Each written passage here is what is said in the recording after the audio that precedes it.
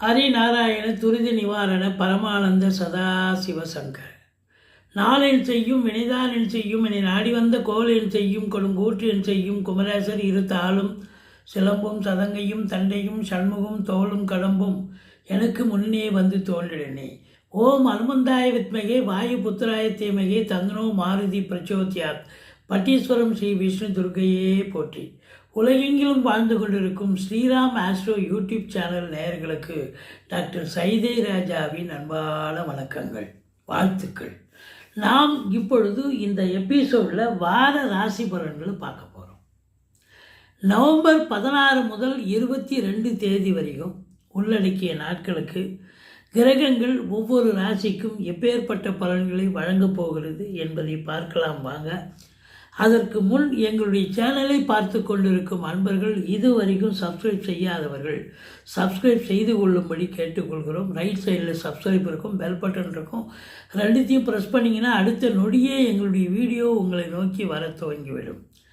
19/11/2025 புதன்கிழமை சர்வ அமாவாசை திதி வருகிறது.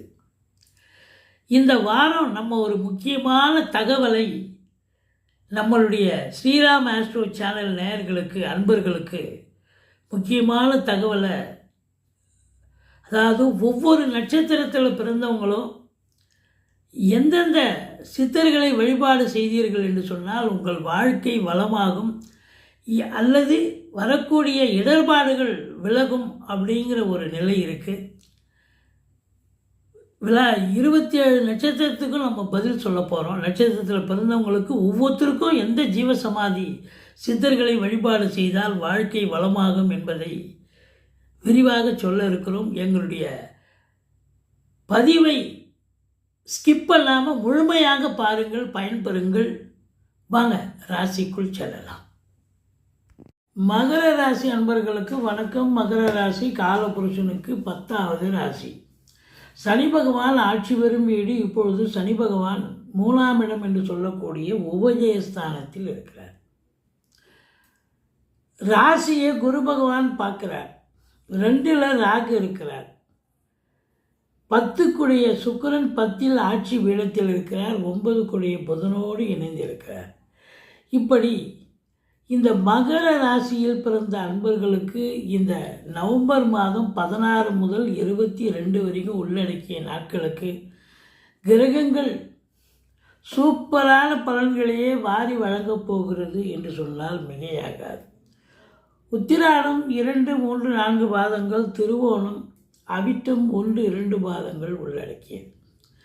முதல்ல ராசிநாதன் உபஜயஸ்தானத்தில் 3ஆம் இடத்துல இருக்கிறது. நீங்கள் எடுக்கிற முயற்சி கண்டிப்பாக சக்ஸஸ் ஆகும். குரு பார்வையில் வேறு இருக்கார்.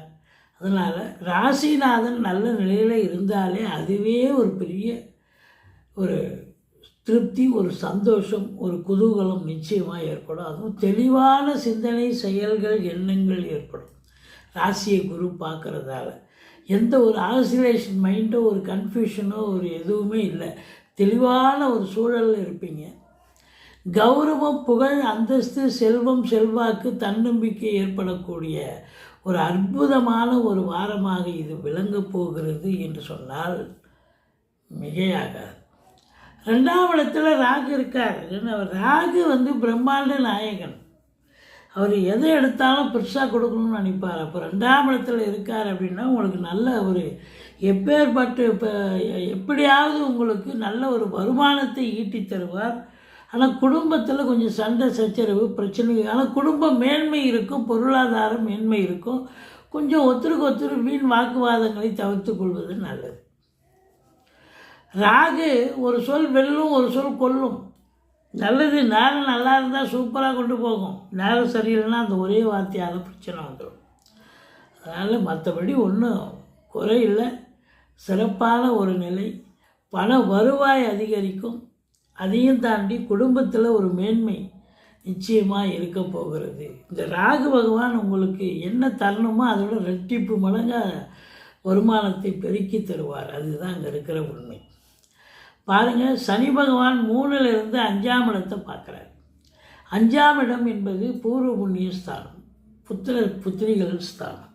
இப்போ 5ஆம் இடத்தை பார்க்குறது பூர்வீகத்திலிருந்து ஏதாவது ஒரு பிரச்சனைகள் வர வாய்ப்புகள் இருக்குது. அதை போய் சரி பண்ணிட்டு வர வேண்டிய கட்டாயம் உங்களுக்கு இருக்குது. பிள்ளைகளுக்கும் உங்களுக்கும் கருத்து வேறுபாடு வரலாம், அல்லது பிள்ளைகளுக்கு தேக ஆரோக்கிய குறைவு ஏற்படலாம். மற்றபடி உங்களுக்கு குழந்தை பாக்கியத்துக்காக காத்திருக்கும் இந்த மகர ராசி அன்பர்களுக்கு அந்த வீட்டு அதிபதி ஆட்சி நிலையில் இருந்தாலும் சனி பார்வை இருப்பதால் காலதாமதம் ஆகும். மற்றபடி சீட்டாட்டம், race, lottery, speculation, share market போன்ற ஆன்லைன் பிஸ்னஸ் போன்றவற்றில் ஈடுபாடு காட்டுபவர்களுக்கு கொஞ்சம் இந்த வாரம் விலகியே இருங்க. இல்லைன்னா உங்கூட்டு காசு கண்டிப்பாக போயிடும். மனத்தில் ஏற்கனவே நீங்கள் சனி பார்க்கறதால மனதளவில் ஒரு உற்சாகம் இருக்காது, ஒரு ஆழ்மனதில் ஒரு உற்சாகம் இருக்காது, ஒரு டென்ஷன் பரபரப்பு இருக்கும். இன்னும் மேற்கொண்டு உங்கள்கிட்ட காசை கொண்டு போய் போட்டு இறச்சிட்டு அது இப்படி ஆகிடுச்சி அப்படி ஆகிடுச்சி, நான் ஷேரில் போட்டேன் இப்படி ஆகிடுச்சின்னு சொல்லிடக்கூடாது. அதனால் மேக்சிமம் அவாய்ட் பண்ணிக்கிறது ரொம்ப ரொம்ப நல்லது அப்படின்னு சொல்கிறோம். மற்றபடி 7ஆம் இடத்துல குரு இருக்கிறது சிறப்புங்க.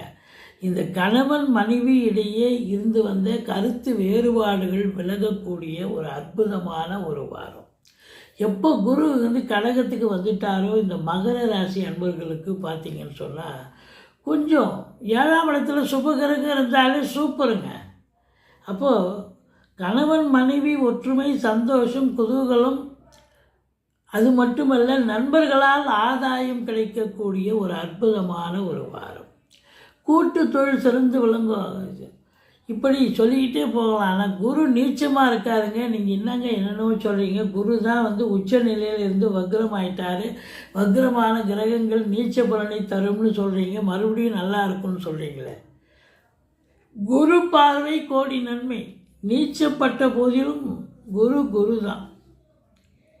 பார்வை கோடி நன்மையை தரக்கூடிய ஒரு அமைப்பு.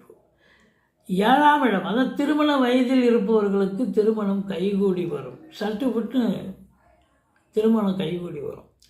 கேது 8ல் இருக்கிறது ஒரு மைனஸு, 2ல் ராகு இருக்கிறது ஒரு மைனஸு தான். அதாவது ஓம் அமிர்த ராகுவே போற்றி அப்படின்னு 1008 சொல்லுங்கள். ஓம் அமிர்த கேதுவே போற்றின்னு ஒரு 1008 சொல்லுங்கள். சொல்ல சொல்ல வைப்ரேஷன். நீங்கள் கவுண்டிங்கெல்லாம் பண்ண தேவை சார். நீங்கள் சொல்லிக்கிட்டே இருங்க. அது கம்மியாக இருக்கலாம், அதிகமாக இருக்கட்டும், அதை பற்றி நோ பாதரேஷன். சொல்லிக்கிட்டே இருந்தால் அந்த இதுக்கு ஒரு வைப்ரேஷன் கண்டிப்பாக கிடைக்கும். ராகுவுக்கு துர்க்கையை வழிபாடு செய்து கொள்ளுங்கள். கேதுவுக்கு பிள்ளையாரை வழிபாடு செய்து கொள்ளுங்கள். மற்றபடி 9ஆம் இடத்து அதிபதி புதன் 10ல் போய் அமர்ந்திருக்கிறார். நல்லா இருக்காரா? நல்லா இருக்கார். ஆனால் 9ஆம் வீட்டை சனி பார்க்கிறார். 9ஆம் இடம் என்பது தகப்பன் ஸ்தானம், பாக்கியஸ்தானம். அப்போ அந்த இடத்த சனி பார்க்குறார் அப்படின்னா பாக்கியத்தில் தடை ஏற்படுமா? கொஞ்சம் இருக்கத்தான் செய்யும். அதை காம்பன்சேட் பண்ணுறதுக்கு நீங்கள் அதிக உழைப்பு, அதிக ஆன்மீகம், இதில் ஈடுபாடு இருந்தீங்கன்னு சொன்னால் ஓரளவுக்கு அது பேலன்ஸ் ஆகக்கூடிய ஒரு அமைப்பு இருக்குது அப்படின்னு சொல்கிறோம். மற்றபடி தந்தைக்கு தேக ஆரோக்கிய பிரச்சனை வரும். ஆனால் தந்தை பொறுத்தவரையிலும் சூரியன் குரு பார்வையில் நல்லா தான் இருக்கார். இருந்தாலும் 9ஆம் இடம் பாக்கியத்தில் பிரச்சனை ஏற்படும். வெளியூர் வெளிநாடு போகக்கூடிய அன்பர்கள் கொஞ்சம் எச்சரிக்கையாக போயிட்டு வாங்க. உங்கள் தாஸ்தா வேச்சிக்களை சரிவர எடுத்து செல்லுங்கள். அதே நேரத்தில் ட்ராவலிங்கில் ரொம்ப கேர்ஃபுல்லாக இருங்க. 9ஆம் இடத்தை சனி பார்க்குறதால ஆன்மீகம் தொடர்பான விஷயங்களுக்கு நீங்கள் போயிட்டு வந்தால் ரொம்ப நல்லாயிருக்கும். ஒன்றும் குறை கிடையாது. நீங்கள் வெளி மாநிலம் போகலாம், வெளிநாடு கூட போகலாம். ஆத்ம திருப்தி, சந்தோஷம் கிடைக்கும். அதே நேரத்தில் எச்சரிக்கையாக செயல்பட்டீர்கள் என்று சொன்னால் எந்த ஒரு அசம்பாவிதமோ எந்த ஒரு சிறு பிரச்சனை கூட ஏற்படாமல் பார்த்து கொள்ளலாம். மற்றபடி 10ஆம் இடத்து அதிபதி 10ல் ஆட்சி பீடம். சூப்பர். அப்போ புதனும் அங்கே உட்காந்துருக்கார். அப்போ சினிமா இண்டஸ்ட்ரி, இதில் வேலை பார்க்கக்கூடிய அத்துணை அன்பர்களும் நடிகையிலேருந்து டெக்னீஷியன்லேருந்து எழுத்தாளர்கள், கவிஞர்கள், ப்ரொடியூசர்ஸ், டெக்னீஷியன் எல்லாருக்குமே ஒரு அற்புதமான நேரம். வேலை வாய்ப்பு எனக்கு இல்லைங்க, நான் சும்மா இருக்கேன் அப்படின்னு யாரும் சொல்லிட முடியாது. கண்டிப்பாக வேலை வாய்ப்பு நீங்கள் தேடி போகலனாலும் உங்களை தேடி வருவதற்கான ஒரு வாய்ப்புகள் இருக்கிறது. கண்டிப்பாக வேலை வாய்ப்பு கிடைக்கும். அது சினிமா இண்டஸ்ட்ரி, தொலைக்காட்சி இண்டஸ்ட்ரி, நாடகம் போன்ற பிரிவில் பணியாற்றுபவர்கள். மற்றபடி உங்களுக்கு பார்த்தீங்கன்னு சொன்னால் சுக்கிரனுடைய ஆதிக்கம் நிறைந்த இந்த இன்சூரன்ஸு, ஃபைனான்ஸு, இது மற்றபடி பார்த்தீங்கன்னு சொன்னால் இந்த இன்டீரியர் டெக்கரேஷன் பண்ணக்கூடியவர்கள், அழகு ஒப்பனை நிலையங்கள் வைத்திருப்பவர்கள், அரசு கருவூலத்தில் பணியாற்றக்கூடியவர்கள், வங்கிகளில் பணிபுரிபவர்கள், இவங்களுக்கெல்லாம் ஏன்னா 10 கோடிகள் 10ல் ஆட்சி பெற்றிருக்காருங்க. அப்போ வேலை வாய்ப்புகள், புதுசாக வேலை வாய்ப்புக்காக படித்து முடித்த இளைஞர்கள் எந்த டிபார்ட்மெண்ட்டில் சேரணும்? நீங்கள் கவர்மெண்ட்டில் சேரணுமா, இல்லை மியூசிக்கு போகணுமா, இல்லை வந்து சினிமா இண்டஸ்ட்ரியில் டெக்னீஷியனாக வேணுமா, இல்லை அசிஸ்டன்ட் டைரக்டராக, இல்லை பத்திரிகை துறையில் போகணுமா, எந்த துறையில் போகணுமோ உங்களுக்கு அந்த துறையில் ஒரு வாய்ப்புகள் உங்களுக்கு கண்டிப்பாக கச்சிதமாக கிடைக்கும். நல்ல அற்புதமாக வேலை பார்ப்பீங்க. நல்ல பேர் எடுக்கக்கூடிய ஒரு காலம். அதாவது வேலையும் கிடைக்கும், சம்பாத்தியமும் இருக்கும், பேரு புகழும் கிடைக்கக்கூடிய ஒரு காலகட்டம். அதே குறிப்பாக அந்த பத்திரிகை துறை, மீடியா துறையில் இருக்கிறவங்க கூட தன்னுடைய திறமையை வெளிப்படுத்தி முன்னுக்கு வரக்கூடிய ஒரு காலம். அரசாங்கத்தில் வேலை பார்க்குறேங்க நான், எங்களுக்கு எப்படிங்க இருக்கும்? அதாவது காவல்துறை, தீயணைப்புத்துறை, மருத்துவத்துறை, இராணுவத்துறை, ஐஏஎஸ், ஐபிஎஸ், ஐஎஃப்எஸ், அதற்கு நிகரான பணிகள் இருக்கும் அன்பர்கள், கடைநிலை ஊழியர்கள், இன்னும் பிற அரசு ஊழியர்கள், தனியார் துறையில் வேலை பார்க்கக்கூடியவர்கள், செங்கல், மணல், ஜல்லி, ஆல்பர்ஸ் போன்ற பிரிவில் பணிபுரிபவர்கள், ரியல் எஸ்டேட் பிரமுகர்கள், ஃப்ளாட் ப்ரமோட்டர்ஸ், பில்டர்ஸ், கட்டிட கலைஞர்கள், செங்கல் சூழலை வச்சு நடத்தக்கூடியவர்கள், எலக்ட்ரிகல்ஸ், அது ஏஜென்சி வச்சு, அதாவது எலக்ட்ரிக்கல் வந்து இந்த எல்லா கட்டடம் கட்டுறவங்களுக்கு எலக்ட்ரிக்கல் கான்ட்ராக்ட்லாம் இது பண்ணுவீங்க இல்லையா அவங்க, அப்புறம் வந்து பார்த்திங்கன்னா அந்த ப்ளம்பர் கான்ட்ராக்டு, இது எல்லாமே வந்து உங்களுக்கு இது மாதிரி கான்ட்ராக்ட் பண்ணி பிழைப்பை நடத்தக்கூடியவர்களுக்கு ஒரு அற்புதமான காலம் நேரம் என்று சொன்னால் மிகையாகாது. மூத்த சகோதரம் இருந்தால் அவரால் அனுகூலம் உண்டு. எடுத்த காரியங்கள் சக்ஸஸ் ஆகும். இந்த ராசி அன்பர்கள் 11 4க்கும் 11க்கும் உடைய செவ்வாய் ஆட்சி பீடம் ஏறி குரு பார்வையில் இருப்பதால் வீடு வாங்க, மனம் வாங்க, தோட்டத்துறவு வாங்க கண்டிப்பாக நீங்கள் முயற்சி பண்ணுவீங்க. பிள்ளைகளை உயர்கல்வி அனுப்பி படிக்க வைக்க முயற்சி பண்ணுவீங்க. அதெல்லாம் சாத்தியமாகுமா? சாத்தியமாகும்.